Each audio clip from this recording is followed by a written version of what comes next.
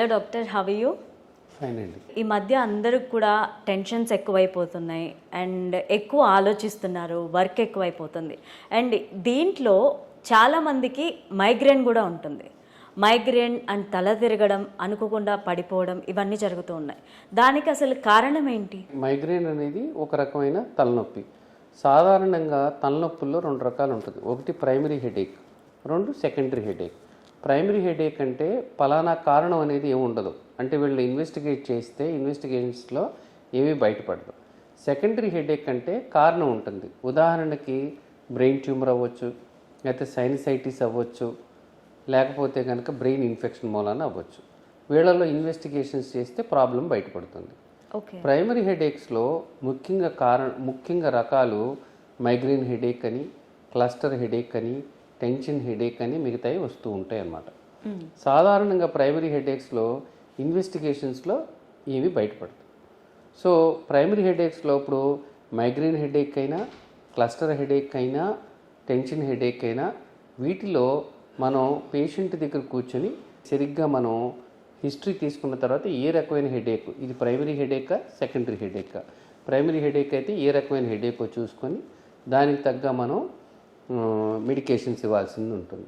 అట్లాగే ఈ ప్రైమరీ హెడేక్స్లో ముఖ్యంగా లైఫ్ స్టైల్ మోడిఫికేషన్ చాలా అవసరం. అంటే హెడేక్ వచ్చినప్పుడు వేసుకునే ట్యాబ్లెట్స్, తర్వాత హెడేక్ పద్దాక తరచూ వస్తుంటే రాకుండా ఉండే మెడికేషన్స్, దాంతోపాటు లైఫ్ స్టైల్ మార్చుకోవటం. అంటే అసలు తలనొప్పి ఎందుకు వస్తుంది? ఆందోళనతో వస్తుందా, లేకపోతే మానసిక ఒత్తిడితో వస్తుందా, లేకపోతే రెస్ట్ లేకుండా కంటిన్యూస్గా ఈ సిస్టమ్ ముందు వర్క్ చేయటం మూలన, లేకపోతే నిద్ర సరిగ్గా లేకపోవటం మూలన, భోజనం లేట్ అవ్వటం మూలన వస్తుందా, లేకపోతే కనుక ఆల్కహాల్ తీసుకుంటే వస్తుందా? ఇలా ఈ హిస్టరీ తీసుకొని దానికి తగ్గట్టు మనం లైఫ్ స్టైల్ మార్చుకోవడానికి ట్రై చేయాలి. అందుకని ఎప్పుడూ కూడా మనం హెడేక్ పేషెంట్ రాగానే కూడా కూర్చొని అది హిస్టరీ తీసుకొని దానికి తగ్గ ఇన్వెస్టిగేషన్స్ అవసరం అనుకుంటే చేసి, దాని తర్వాత అది ప్రైమరీ హెడేకా సెకండరీ హెడేకా నిర్ధారణ చేసుకొని దానికి తగ్గట్టు మెడికేషన్స్ వాడుకుంటూనే, ప్రైమరీ హెడేక్ అయితే కనుక లైఫ్ స్టైల్ మార్చుకోవటం, ఆహార నియమాలు పాటించటం, టైంకి తినటం, టైం పడుకోవటం, ఇలాంటివి మనం చెప్తాం. అలాగే ఒకవేళ పేషెంట్కి ఎప్పుడు వచ్చే హెడేక్ కంటే భిన్నంగా వచ్చి జీవితంలో ఎప్పుడూ ఎదుర్కొన్నటువంటి హెడేక్ వచ్చి, లేకపోతే హెడేక్తో పాటు కాలు చేయి బలం తగ్గటమో, లేకపోతే కనుక చూపు తేడా రావటమో, ఇలాంటివి వస్తే కనుక, లేకపోతే జ్వరం లాంటిది ఏమైనా ఉంటే కనుక సెకండరీ హెడేక్స్ అయి ఉండొచ్చు అని చెప్పి దీనికి తగ్గ మనం ఇన్వెస్టిగేషన్ చేయించుకోవాల్సిన అవసరం ఉంటుంది. ఓకే. అయితే ఆధునిక కాలంలో ఈ తరచూ ప్రైమరీ హెడేక్స్ ఎక్కువగా చూస్తూ ఉన్నాం. ఎందుకంటే కనుక మారుతున్న కాలంలో, ఈ పరిగెడుతున్న కాలంలో ఈ విపరీతమైన ఒత్తిడితో, అట్లాగే ఈ ఎక్కువసేపు కంప్యూటర్స్ ముందు కూర్చోవటం, లేకపోతే కనుక ఈ స్మార్ట్ ఫోన్స్ ఎదురుగా కంటిన్యూస్గా ఇవన్నీ వాచ్ చేయటం వలన దాంట్లో వచ్చే ఆ బ్లూ లైట్ మన కళ్ళ మీద ఎఫెక్ట్ పడి, బ్రెయిన్ మీద ఎఫెక్ట్ పడి, దాని వలన కళ్ళు తరచూ నొప్పి రావటం, అలాగే ఒక్కోసారి రెండుగా కూడా, లేకపోతే మసకబారినట్టు కూడా కనపడటం లాంటివి జరగవచ్చు అన్నమాట. డాక్టర్ గారు, న్యూరాలజిస్ట్ని ఎటువంటి ఇబ్బందులు ఎదుర్కొన్నప్పుడు ఆయన్ని కన్సల్ట్ అవ్వాలంటారు? సాధారణంగా మనం ఒక న్యూరాలజిస్ట్ అనే వాళ్ళు మెయిన్గా ఈ నరాలకు సంబంధించిన సమస్యలు గురించి మనం ఏదైనా సమస్య వచ్చినప్పుడు సంప్రదించాల్సిన అవసరం ఉంటుంది. అంటే ఇప్పుడు బ్రెయిన్కి బ్లడ్ సర్క్యులేషన్ తగ్గటం వలన ఈ స్ట్రోక్ సిమ్టమ్స్ లాంటివి, అంటే ఒక కాలు చేయి తిమ్మిరిలాగా రావటం, లేకపోతే కంటి చూపు తగ్గటం లాంటిది, లేకపోతే కనుక మూతి పక్కకు తిరగటం లాంటిది, మాట తడబడటం లాంటిది, లేకపోతే నడుస్తుంటే తూలుడు లాంటి ఇలాంటి స్ట్రోక్ పక్షవాతం చిహ్నాలు వచ్చినప్పుడు తరచూ న్యూరాలజిస్ట్ని సంప్రదించాల్సిన అవసరం ఉంటుంది. తరచుగా ఈ సిమ్టమ్స్ వస్తుంటాయి. ఓకే. రెండోది, కొంతమందికి ఫిట్స్ లాంటివి, అంటే ఈ ఫిట్స్ లాగా వస్తుంటే కాళ్ళు చేతులు కొట్టుకొని కింద పడి కొట్టుకోవటం, అలాంటిదే కాకుండా కొంతమంది అలా చూస్తూ ఆగిపోవటం, లేకపోతే కొంతమందికి నేలకి చప్పడించటం, లేకపోతే మనం చెప్పేది వాళ్ళు అర్థం చేసుకోలేకుండా ఉండటం, ఇలాంటి సమస్యలు ఫిట్స్కి లాంటివి. అలాగే తరచూ తలనొప్పి వస్తుంటే కనుక, అంటే తరచూ తలనొప్పి వచ్చి వామిటింగ్స్ అవుతుంటే, ఇది ఏ విధమైన హెడేకు, అంటే ప్రైమరీ హెడేకా, అంటే మైగ్రేన్ హెడేక్ అని, క్లస్టర్ హెడేక్ అని, టెన్షన్ హెడేకా, లేకపోతే తలనొప్పితో పాటు ఫిట్స్ లాగానో, లేకపోతే జ్వరం వస్తుందా, లేకపోతే ఇప్పుడు లేనంత తలనొప్పి వస్తుందా అనే దానికి చూసుకొని తలనొప్పికి సంప్రదిస్తూ ఉంటారు. అలాగే కొద్దిమందికి వణుకుడు జబ్బులు, పార్కిన్సోనిజం, అంటే కొంతమందికి ఈ పార్కిన్సోనిజం పేషెంట్స్లో ముఖ్యంగా వచ్చే సిమ్టమ్స్ వణుకుడు, తర్వాత బిగుసుకోవటం, తర్వాత నిదానంగా నడవటం, పడిపోవటం, ఇలాంటి లక్షణాలు ఉంటే కూడా పార్కిన్సోనిజంలో సంప్రదించమని చెప్తాం. అలాగే కొంతమంది తరచూ మర్చిపోతుంటే కనుక, అంటే డిమెన్షియాస్, అంటే ఫ్రీక్వెంట్గా వాళ్ళు దైనందిన కార్యక్రమంలో వాళ్ళు పనులు చేసుకోలేకపోతే కనుక, అలాగే వాళ్ళు డే టు డే యాక్టివిటీస్లో ఇబ్బందులు ఎదుర్కొంటుంటే మర్చిపోవడంతో, సో తప్పకుండా డాక్టర్ని సంప్రదించమంటాం. అండ్ బ్రెయిన్ స్ట్రోక్ ఎందుకు వస్తుంది అంటారు? అసలు లక్షణాలు ఏంటి, దేని కారణంగా వస్తుంది brain stroke? So brain stroke అనేది ముఖ్యంగా మెదడుకి రక్త ప్రసరణలో తేడా రావటం మూలాన బ్రెయిన్ స్ట్రోక్ వస్తుందన్నమాట. దాన్ని మనం వాడుక భాషలో పక్షవాతం అంటాం. సో ఈ బ్రెయిన్ స్ట్రోక్లో ముఖ్యంగా 2 రకాలు ఉంటుంది. ఒకటి ఇస్కెమిక్ స్ట్రోక్, అంటే మెదడుకి వెళ్ళే రక్త ప్రసరణ తగ్గటం మూలాన ఆ ఏరియాలో బ్లడ్ సర్క్యులేషన్ ఎఫెక్ట్ అవ్వటం మూలాన అక్కడ నరాలు చచ్చుబట్టడం మూలాన వీళ్ళకి ఫంక్షన్ తగ్గుతుంది. దాన్ని మనం ఇస్కెమిక్ స్ట్రోక్ అంటాం. హెమరేజిక్ స్ట్రోక్ అంటే ఆ ఏరియాలో రక్త ప్రసరణ ఎక్కువయ్యి రక్తనాళం చెట్లటం మూలన, అంటే బ్రెయిన్ హెమరేజ్, దాని మూలన వచ్చేదాన్ని మనం హెమరేజిక్ స్ట్రోక్ అంటాం. సో ఒక 100 కేసులు తీసుకుంటే పక్షవాతంలో ఎక్కువ శాతం మందికి ఇస్కెమిక్ స్ట్రోక్, అంటే రక్త ప్రసరణ తగ్గటం మూలన వచ్చే పక్షవాతాన్ని మనం ఇస్కెమిక్ స్ట్రోక్ అంటాం. అలాగే రక్త ప్రసరణ అధికం అవటం మూలన, అంటే రక్తనాళం చెట్లటం మూలన కామన్గా వింటూ ఉంటారు, పేపర్లో చదివే ఉంటారు, హెమరేజ్ అని, సెరెబ్రల్ హెమరేజ్ అని. సో దాని మూలన వచ్చే పక్షవాతాన్ని హెమరేజిక్ స్ట్రోక్ అంటాం. సో రెండిట్లో కంపేర్ చేస్తే 100కి ఈ 100 స్ట్రోకులు తీసుకుంటే కనుక దాంట్లో 70-80% మందికి ఇస్కెమిక్ స్ట్రోక్, మిగతా వాళ్ళకి హెమరేజిక్ స్ట్రోక్ వస్తుందన్నమాట. ఓకే. ఈ స్ట్రోక్స్కి రెండిట్లోనూ మెకానిజం తేడా అయినా కూడా కారణాలు చాలా వరకు ఒకటిగా ఉంటుంది. అంటే అధిక బీపీ ఉన్నా, షుగర్ ఉన్నా, అలాగే స్మోకింగు, ఎక్సెస్ వెయిట్, ఎక్కువ కదలకుండా ఉండే వాళ్ళల్లో, అంటే సెడెంటరీ లైఫ్ స్టైలు, మానసిక ఒత్తిడి, ఇలాంటివి ఉన్నప్పుడు ఈ స్ట్రోక్స్ బారిన పడే అవకాశం ఎక్కువ ఉంటుందన్నమాట. ఒకసారి స్ట్రోక్ వచ్చిన తర్వాత వాళ్ళు మళ్ళీ స్ట్రోక్ ప్రోన్ అయ్యే అవకాశం ఉంటుంది. కాబట్టి రాకుండా ఉంటాకి వాళ్ళు చేసుకోవాల్సిన జాగ్రత్తలు ఇవే: రెగ్యులర్గా బీపీ షుగర్ కంట్రోల్లో ఉంచుకోవటం, ఎక్సర్సైజ్ చేసుకోవటం, వ్యాయామం చేయటమే కాకుండా ఈ స్ట్రోక్ ఎందుకు వచ్చిందో కారణం తెలుసుకోవాలి. కొద్దిమందికి ఈ హార్ట్ బీట్లో తేడా రావటం, ఈటల్ ఫిబ్రిలేషన్ అని, లేకపోతే హార్ట్లో కొన్ని ప్రాబ్లమ్స్తో కూడా ఈ స్ట్రోక్స్ రావచ్చు. కాబట్టి దాని గురించి ఇన్వెస్టిగేట్ చేయించుకోవాలి.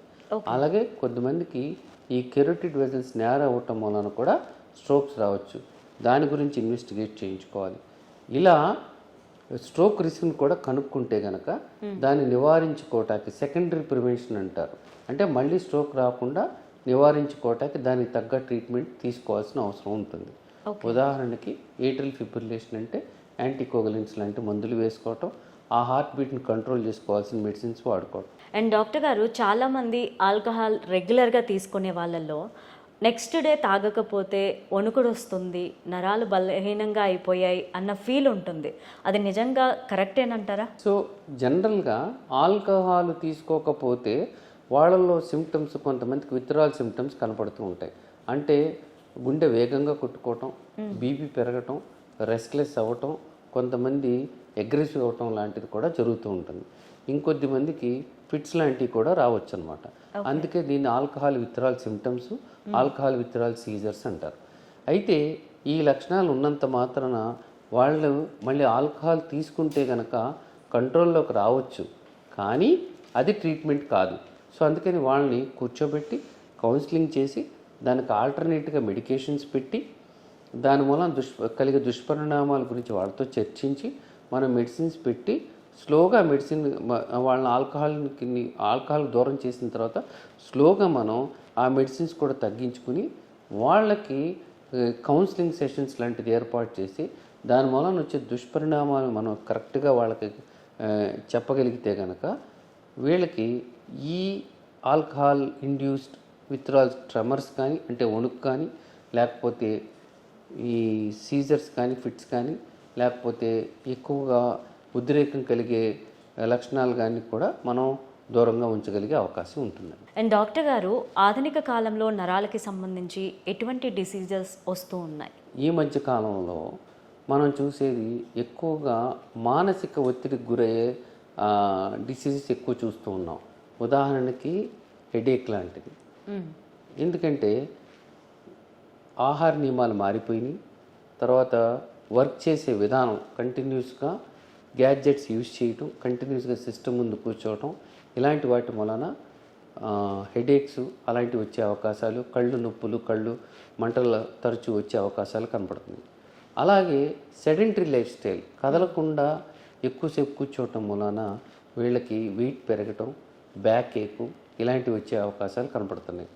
అలాగే ఈ ఆధునిక కాలంలో ఈ కంటిన్యూస్గా కూర్చొని సిస్టమ్ ముందు పనిచేయటం వలన వీళ్ళకి ఈ ఫింగర్స్ వేళ్ళల్లో ఇక్కడ ఈ రిస్ట్ దగ్గర కంప్రెషన్ రావటం వలన కార్పల్ టనల్ సిండ్రోమ్ అనేది రావటం కూడా జరుగుతూ ఉంటుంది. అలాగే ఈ టెండాన్స్ అన్ని ఇన్ఫ్లమేషన్ అయ్యి ఇవి కూడా ఈ టెన్సో సినేవైటిస్ అని డెవలప్ అయ్యే అవకాశం కూడా ఉంటుందన్నమాట. డాక్టర్ గారు, మనిషికి నిద్ర అనేది ఎంత అవసరం అండ్ ఎన్ని గంటలు నిద్రపోవాలి? అసలు నిద్రపోకపోవడం వల్ల వచ్చే సమస్యలు ఏంటి? అసలు నిద్ర ఎందుకు అవసరం? ఒక మనిషి నిద్రపోతే కనుక బాడీకి, మెదడుకి సరైన రెస్ట్ ఇచ్చి వాళ్ళల్లో మెమరీ ఇంప్రూవ్ అయ్యే అవకాశం ఉంటుంది. బాడీలో మెటబాలిజం ప్రాపర్గా జరుగుతుంది. అలాగే వ్యాధిని ఎదుర్కొనే శక్తి కూడా పెరుగుతుంది. నిద్రపోకపోతే కనుక వీళ్ళకి చికాకు రావటం, కాన్సన్ట్రేషన్ తగ్గటం, వీళ్ళల్లో షుగర్ లెవెల్స్ పెరిగే అవకాశం, అలాగే బీపీ పెరిగే అవకాశాలు ఉంటాయి అన్నమాట. సో అందుకని ప్రతి మనిషి నిద్ర అనేది సరిపడా పడుకోవాలి. సాధారణంగా బాగా చిన్నపిల్లల్లో ఎక్కువ గంటలు పడుకోవాలి. ఒక వయసు వచ్చిన తర్వాత టీనేజ్ నుంచి కనీసం వీళ్ళకి 8 గంటలు అవసరం అవుతుంది. ఎవరికైనా సరే 8 గంటలు అవసరం. 8 గంటల నిద్ర అనేది ఎవరికైనా అవసరం. ఇంకా పసిపిల్లలు, చిన్నపిల్లలు ఇంకెక్కువ గంటలు పడుకుంటారు. ఆధునిక కాలంలో ఈ నిద్రకి చాలామంది సమస్యలను ఎదుర్కొంటూ ఉన్నారు. సో ఎవరైనా నిద్ర పట్టకపోతే సహజంగా మనం వాళ్ళని కూర్చోబెట్టి మాట్లాడాలి. నిద్ర ఎందుకు పడతలేదు? కొంతమందిలో ఈ నిద్రపోలేకపోవటం కారణం అంటే మానసిక ఒత్తిడి అవ్వచ్చు, లేదా ఇర్రెగ్యులర్ స్లీప్ హ్యాబిట్స్. అంటే మన బ్రెయిన్ని కూడా మనం ట్రైన్ చేయాలి. పలానా టైంకి పడుకోవటం, పలానా టైంకి లేకపోవటం. మన బ్రెయిన్లో అలారమే దానంతగా సహజంగా అది మనం కరెక్ట్ టైంకి పడుకుంటే, కరెక్ట్ టైంకి లెగిస్తే దానంతటికి అది సెట్ అవుతుంది. ఎవరైనా నిద్రపోలేకపోవటం కారణం మిగతా ఇంకా మెడికల్ కారణాలు ఏమైనా ఉన్నాయో చూసుకోవాలి. కొద్దిమందికి ఈ ఐరన్ లెవెల్స్ తగ్గితే కూడా కాళ్ళు లాగటం వలన నిద్ర పట్టకపోవచ్చు. కొద్దిమందికి అబ్స్ట్రక్టివ్ స్లీప్ యాప్నియా, అంటే పడుకున్నప్పుడు సరైన ఊపిరి అందక గురకలాగా వచ్చి సడన్గా లేచిపోతూ ఉండొచ్చు. సో అలా పేషెంట్కి ఎప్పుడు కూడా ఎవరైనా నిద్ర పట్టనంటే కనుక వాళ్ళని కూర్చోబెట్టి కారణం ఏంటో తెలుసుకోవాలి. ఒత్తిడి ఉంటే మానసిక ఒత్తిడి నుంచి దూరం చేసుకోవటానికి రెగ్యులర్గా వ్యాయామం చేయడంతో పాటు యోగా, మెడిటేషన్ లాంటి దాన్ని ఎంకరేజ్ చేయాలి. అలాగే వాళ్ళు పడుకునే పరిసరాలు కూడా చాలా కామ్గా ఉండాలి. సో నిద్ర సరిగ్గా పట్టకపోతే కనుక మనం అలాగే వాళ్ళ యొక్క హ్యాబిట్స్ కూడా తెలుసుకోవాలి. మార్నింగ్ రెగ్యులర్గా ఎక్సర్సైజ్ చేస్తున్నారా లేదా. అలాగే ఈవినింగ్ పూట ఎక్కువగా బ్రిస్క్గా ఎక్సర్సైజ్ చేయకుండా ఉండాలి నిద్ర పట్టని వాళ్ళు. అలాగే 3-4 అంటే 3-4 గంటల తర్వాత టీలు, కాఫీ లాంటివి అవాయిడ్ చేయాలి. అలాగే ఆల్కహాల్ సేవించడం కూడా ఎప్పుడన్నా కొద్దిగా పరిమితం పర్వాలేదు, కానీ పరిమితి దాటి ఎక్కువగా ఆల్కహాల్ సేవించడం, లేటుగా భోంచేయటం ఇలాంటి వాటి మూలాన కూడా వీళ్ళకి నిద్ర డిస్టర్బెన్స్ అయ్యే అవకాశం ఉంటుందన్నమాట. డాక్టర్ గారు, బెల్స్ పాలసీ అంటే ఏంటి? వింటర్లోనే ఎక్కువ చూస్తూ ఉంటాం కదా, ఎందుకని? దీనికి కారణం ఏంటి? సో బెల్స్ పాలసీ అంటే మనకి ఫేస్ మీద ఒక పక్కన భాగాన్ని సప్లై చేసేది 7th క్రేనియల్ నర్వ్. ఈ 7th క్రేనియల్ నర్వ్ బ్రాంచెస్తో మన ముఖం మీద యొక్క మజిల్స్ కాంట్రాక్ట్ అవుతాయి అన్నమాట. ఎప్పుడైతే ఈ నర్వ్ ఎఫెక్ట్ అయితే కనుక వీళ్ళకి ఆ పక్కన భాగం ఎఫెక్ట్ అవ్వటం వలన కన్ను మూసుకోపోవటం, మూతి పక్కకు తిరగటం లాంటివి జరుగుతూ ఉంటుంది.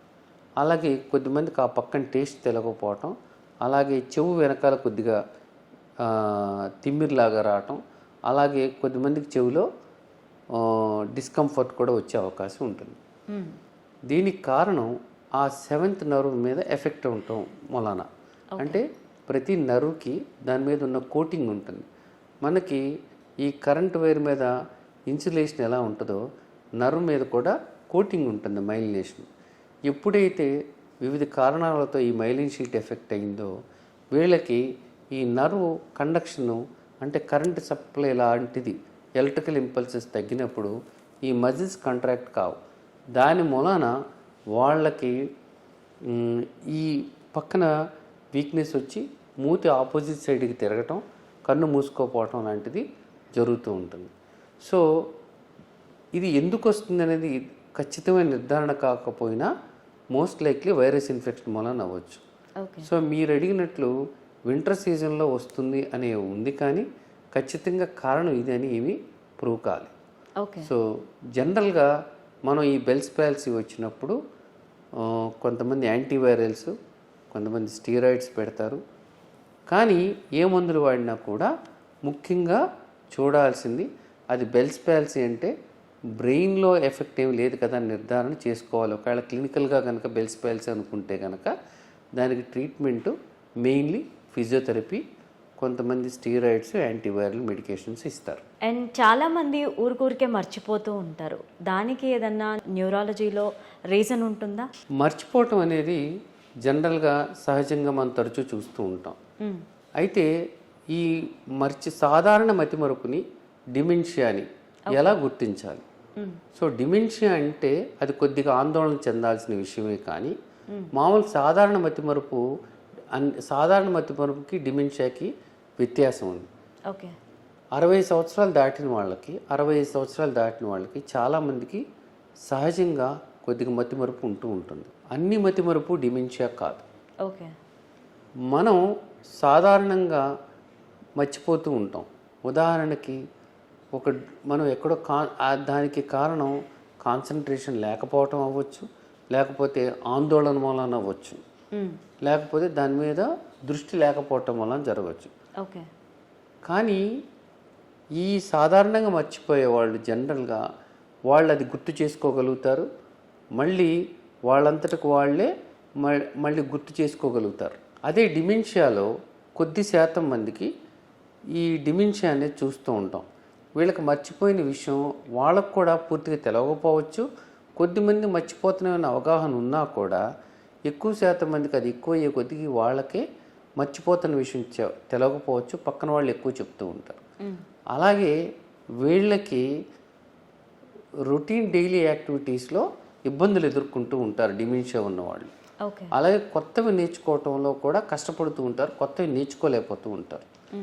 అలాగే చాలామందికి డిమెన్షియాలో మాకు పాత ఎప్పటి నుంచో బాగా చెప్తూ ఉంటారండి అంటారు, పాతవి కూడా. కానీ సహజంగా డిమెన్షియాలో కొత్తవి నేర్చుకోలేరు, రీసెంట్గా మర్చిపోతారు. పాతవి ఎక్కువ గుర్తుంటాయి, పాతవి లేటుగా పోతాయి అన్నమాట. అలాగే మిగతా న్యూరాలజీ డిసీజెస్ కూడా ఏమైనా అసోసియేట్ అయి ఉండొచ్చు ఈ డిమెన్షియాతో. సో సాధారణ మతిమరుపులో సహజంగా చాలామందికి జరుగుతూ ఉంటుంది. అది వాళ్ళంతటికి వాళ్ళకి రీకలెక్ట్ చేసుకోగలుగుతారు, కొత్తవి నేర్చుకోవటంలో ఇబ్బంది ఉండదు, వాళ్ళంతటికి వాళ్ళు రీకలెక్ట్ చేసుకోగలుగుతారు అన్నమాట. అదే డిమెన్షియాలో అయితే కనుక అది వాళ్ళు రొటీన్ యాక్టివిటీస్లో ఇబ్బంది పడుతూ ఉంటారు. సో ఇలా ఒక పేషెంట్ మర్చిపోతున్నారని వచ్చినప్పుడు వయసును పరిగణలోకి తీసుకోవాలి. అలాగే వాళ్ళతో ఈ న్యూరో కాగ్నిటివ్ అసెస్మెంట్ అనేది చేయించాలి.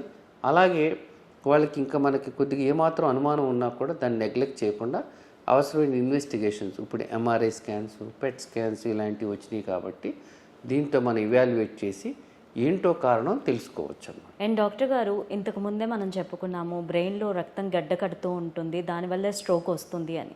ఈ విధంగా జరగకుండా ఉండాలంటే ఎలాంటి జాగ్రత్తలు తీసుకోవాలంటారు? అంటే ఇప్పుడు ముఖ్యంగా ఈ బ్రెయిన్ స్ట్రోక్ వచ్చిన వాళ్ళు మళ్ళీ రాకుండా ఉంటాకి ముఖ్యంగా వాళ్ళు చేయాల్సింది వాళ్ళ యొక్క రిస్క్ ఫ్యాక్టర్స్ని అసెస్ చేసుకోవటం. అంటే బీపీ ఎలా ఉంది, ఎంత మోతాదులో ఉంది, రెగ్యులర్గా మెడిసిన్స్ వేసుకుని బీపీ కంట్రోల్లో ఉంచుకోవాలి. ఖచ్చితంగా ఒకసారి స్ట్రోక్ వచ్చిన వాళ్ళు 130/80 లోపల ఉంచుకోవటం మంచిది. అలాగే షుగర్ లెవెల్స్ కంట్రోల్లో ఉంచుకోవాలి. అలాగే రెగ్యులర్గా ఎక్సర్సైజ్ చేయాలి. అలాగే వాళ్ళు ఆహార నియమాలు కరెక్ట్గా పాటించాలి.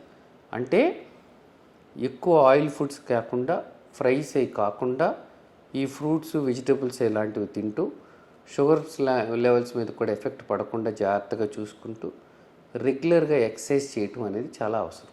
ఓకే. అలాగే ఈ ఎక్సర్సైజ్ చేయటంలో కూడా వారానికి కనీసం 5 days చేయటం, రోజు 1/2 hour to 40 minutes ఎక్సర్సైజ్ చేయటం లాంటిది ఇంపార్టెంట్. అలాగే ఒబేసిటీ, వెయిట్ ఎక్కువ ఉంటే కనుక వెయిట్ కంట్రోల్లో ఉంచుకోవటం. అలాగే వీళ్ళలో మానసిక ఆందోళన లాంటిది ఉంటే తగ్గించుకోవటం, యోగా, మెడిటేషన్ లాంటివి చేయటం, ఇలాంటివి చేయాల్సిన అవసరం ఉంటుంది. అలాగే ఒకసారి స్ట్రోక్ వచ్చిన తర్వాత సెకండరీ ప్రివెన్షన్ అంటే మందులు ఉంటాయి. ఉదాహరణకి హెమరేజిక్ స్ట్రోక్ అంటే రక్తనాళం రప్చర్ అయితే వచ్చిన వాళ్ళు అయినా సరే వీళ్ళకి మందులు, బీపీ మందులు, షుగర్ మందులు అన్నీ రెగ్యులర్గా వేసుకోవాలి. అలాగే ఇస్కెమిక్ స్ట్రోక్ అంటే రక్త ప్రసరణ తగ్గటం వలన వచ్చిన వాళ్ళు బీపీ, షుగర్ మందులు వేసుకోవటమే కాకుండా వాటిని కంట్రోల్లో ఉంచడమే కాకుండా బ్లడ్ థిన్నర్స్ అంటే యాస్ప్రిన్, క్లోపిడోగ్రిల్, టికాగ్రిలార్ ఇలాంటి మందులు వేసుకోవాల్సిన అవసరం ఉంటుంది. కొద్ది మందిలో ఈ ఇస్కెమిక్ స్ట్రోక్ వచ్చిన వాళ్ళు హార్ట్ బీటింగ్ తేడా ఉంటే కొంతమందికి యాంటీ కోగులేషన్ కూడా ఇస్తూ ఉంటారు అన్నమాట. అందుకని రిస్క్ ఫ్యాక్టర్ అసెస్మెంట్ చేయించుకొని డాక్టర్ని సంప్రదించి వాళ్ళు మందులు వేసుకుంటూనే లైఫ్ స్టైల్ మాడిఫై చేసుకోవాలి. అలాగే మానసిక ఒత్తిడికి దూరంగా ఉండాలి. అలాగే స్మోకింగ్ అనేది కంప్లీట్గా మానేసేయాలి. ఇలాంటివి కూడా చేయాల్సిన అవసరం ఉంటుంది. డాక్టర్ గారు, చిన్నపిల్లల్లో ఫిట్స్ వస్తూ ఉంటాయి, దాని వెనక కూడా ఏమైనా కారణం ఉందంటారా? సో ఫిట్స్ అనేది ఏ వయసులో వాళ్ళకైనా రావచ్చు.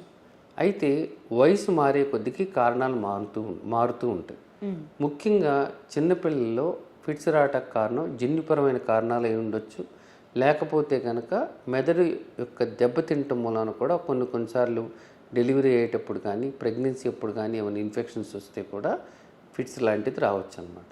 అలాగే మధ్య వయసులో వాళ్ళకి, యంగ్స్టర్స్కి కూడా ఫిట్స్ చూస్తూ ఉంటాం, లేట్ వయసులో కూడా చూస్తూ ఉంటాం. ముఖ్యంగా ఈ ఒక మధ్య వయసులో వాళ్ళకి స్ట్రోక్స్ రావటం వలన కూడా ఈ పక్షవాతం రావచ్చు. అలాగే బ్రెయిన్ ట్యూమర్స్ మూలాన రావచ్చు. అలాగే పెద్ద వయసులో వాళ్ళకు కూడా స్ట్రోక్స్ మూలాన రావచ్చు. అలాగే బ్రెయిన్ ట్యూమర్స్ మూలాన రావచ్చు. అలాగే యాక్సిడెంట్స్ గురైనప్పుడు ఒక్కోసారి తలకి దెబ్బలు తగలటం వలన కూడా ఈ ఫిట్స్ లాంటిది రావచ్చు అన్నమాట. అందుకని ఎవరికైనా స్ట్రోక్ వచ్చినప్పుడు డాక్టర్ని సంప్రదించి కారణం ఎందుకు వచ్చింది అనేది అసెస్ చేసుకోవాలి. అంటే అవసరమైతే ఈజీ చేయించుకోవాలి, అవసరమైతే బ్రెయిన్ స్కాన్ చేయించుకోవాలి, అవసరమైతే కనుక జెనెటిక్ టెస్టింగ్ కూడా చేయించుకోవచ్చు కొన్నిసార్లు. ఇలా కారణం ఏంటో తెలుసుకుని దానికి తగ్గ ట్రీట్మెంట్ తీసుకోవాల్సిన అవసరం ఉంటుంది. Thank you so much doctor, చాలా మంచి విషయాలు మాతో షేర్ చేసుకున్నందుకు థ్యాంక్ యూ సో మచ్.